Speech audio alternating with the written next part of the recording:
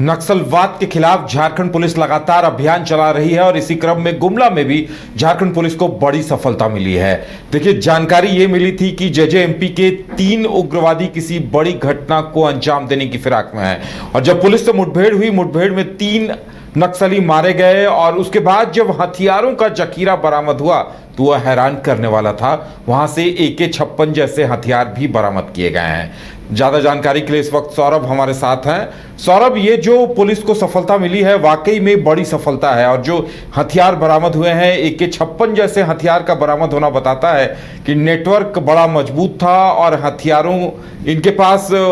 ऐसे ऐसे हथियार भी थे कि ये एक बड़ी घटना को अंजाम दे सकते थे। आखिर पुलिस को ये सफलता कैसे मिली, क्या कुछ निकलकर सामने आया है?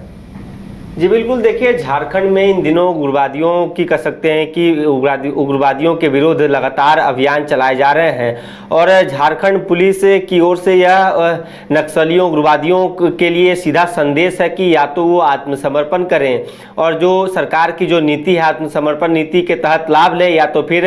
सुरक्षा बलों का जो गोली है वो खाने के लिए तैयार रहें। दरअसल पिछले चाहे पलामू की बात कर लें, हजारीबाग की बात कर लें और आज जब गुमला से सुरक्षा बलों के एक बड़ी सफलता हाथ लगी है, तो कहीं ना कहीं अब झारखंड में जिस प्रकार से अभियान चलाए जा रहे हैं वो कह सकते हैं कि तारीफे काबिल है। गुमला जिले के बिशुनपुर थाना अंतर्गत सुरक्षा बलों को यह सटीक इंफॉर्मेशन आज सुबह मिली कि जेजेएमपी संगठन जो प्रतिबंधित संगठन है, इस संगठन के जो दस्ता के जो सदस्य हैं एक बड़ी घटना को अंजाम देने के लिए बिशुनपुर के जंगलों में छिपे हुए हैं और वहां कैंप लगाया गया है। इस सटीक इंफॉर्मेशन के आधार पर सुरक्षा बलों और गुमला पुलिस, झारखंड जगुआर की टीम की ओर से और जो सुरक्षा जो अर्धसैनिक बल के जो जवान हैं, इन तमाम कह सकते हैं कि सदस्यों पर एक सटीक इंफॉर्मेशन के मुताबिक कार्रवाई की गई और उन जंगलों में जब छापेमारी की गई तब जाके यह पता चलता है कि जेजेएमपी के कई सदस्य यहाँ पे छिपे हुए हैं, उनके पास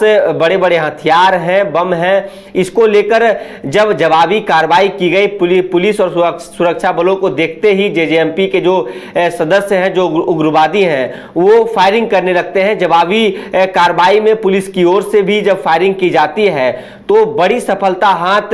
गुमला पुलिस और सुरक्षा बलों को लगी है। 3 उग्रवादियों को सुरक्षा बल मार गिराने में सफल साबित हुए हैं। लालू लोहरा, सुजीत उरांव और छोटू उरांव, इन तीनों उग्रवादियों का नाम बताया जा रहा है और ये तीनों उग्रवादी गुमला की बात कर ले, चाहे लोहरदगा की बात कर ले, लातेहार की बात कर ले, इन इलाकों में काफी सक्रिय रूप से बड़ी बड़ी घटनाओं को अंजाम दे चुका था। तो कहीं ना कहीं एक बड़ी सफलता मानी जा रही है और जिस हथियार का आप जिक्र कर रहे हैं, जो हथियार इनके पास से बरामद किए गए हैं, उन हथियार से यह साफ जाहिर होता है कि एक बड़ी घटना को अंजाम देने की योजना बनाई जा रही थी और उस योजना पर सुरक्षा बलों ने पानी फेरा है। लेकिन अब झारखंड पुलिस के मुताबिक जेजेएमपी जो संगठन है, बस वो संगठन अब खात्मे की कगार पर है। 2 से 4 उग्रवादी और बचे हुए हैं जिसे टारगेट पर झारखंड पुलिस ने रखा है और उसे मार गिराने के बाद जेजेएमपी का जो संगठन है, ये जो पूरा दस्ता है,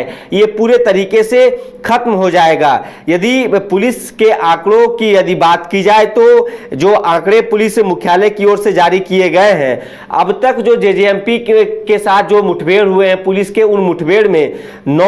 उग्रवादी मारे गए हैं। इसके साथ ही 3 की गिरफ्तारी की गई है और 9 उग्रवादियों ने आत्मसमर्पण किया है। तो समझिए कि एक बड़ी सफलता आज गुमला जिले से सुरक्षा बलों को हाथ लगी है। 3 उग्रवादियों को मार गिराने में सुरक्षा बल कह सकते हैं कि सफल साबित हुए हैं, लेकिन संगठन का जो मुख्य सरगना है वो अभी भी फरार बताया जा रहा है। वो वहीं पे मौजूद था लेकिन वो चालाकी से वहां से बच के भाग गया है। उसके बावजूद भी सर्च अभियान उस इलाके में जारी है सुरक्षा बलों के और बताया जा रहा है कि बहुत जल्द संगठन का जो मुख्य सरगना है उसे भी सुरक्षा बल कह सकते हैं कि अपने पकड़ लेगी। लेकिन जब खबर आप झारखंड की लिहाज से देखा जाए तो जिस प्रकार से कार्रवाई की जा रही है तो कहीं ना कहीं ये सराहनीय कार्य माना जा रहा है। पिछले कार्रवाइयों की बात करें, पिछले जो पलामू में जो मुठभेड़ हुए, हजारीबाग में जो मुठभेड़ हुए, आज जब गुमला से यह सुबह सुबह जब खबर सामने निकल के आई है तो कहीं ना कहीं अब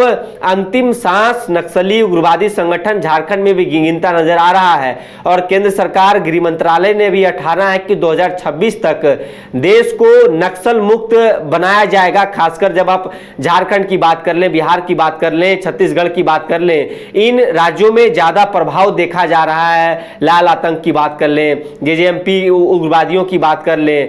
टीएसपीसी संगठन की बात कर लें, तो तमाम इन संगठनों पर सुरक्षा बलों की पैनी नजर है और इन संगठनों के खात्मे को लेकर लगातार अभियान चलाए जा रहे हैं। अब